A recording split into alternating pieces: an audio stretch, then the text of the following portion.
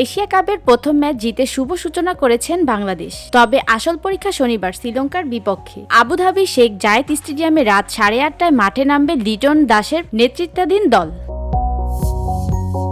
Match পূর্ব সংবাদ সম্মেলনে pacer Tanzid Hasan Shakib বলেন, আমাদের লক্ষ্য জেতা।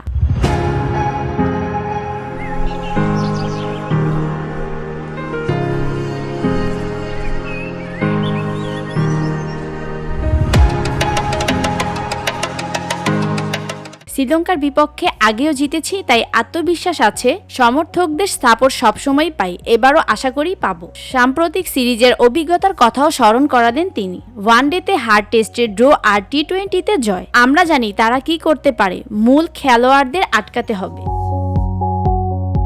নিজের প্রিয় বলার ড্রে স্টেনের প্রসঙ্গে টেনে সাকিব জানান, ছোটবেলা থেকেই তাকে অনুসরণ করি। আগ্রাসন স্বাভাবিকভাবেই আসে। এছাড়া সিম্পল অপশন হিসেবে শামীম হোসেন ভূমিকা নিয়েও বলেন, প্রয়োজনে শামীমকে আক্রমণে আনা হবে। হংকংয়ের বিপক্ষে দরকার হয়নি, তবে প্ল্যান অনুযায়ী ব্যবহার করা হবে।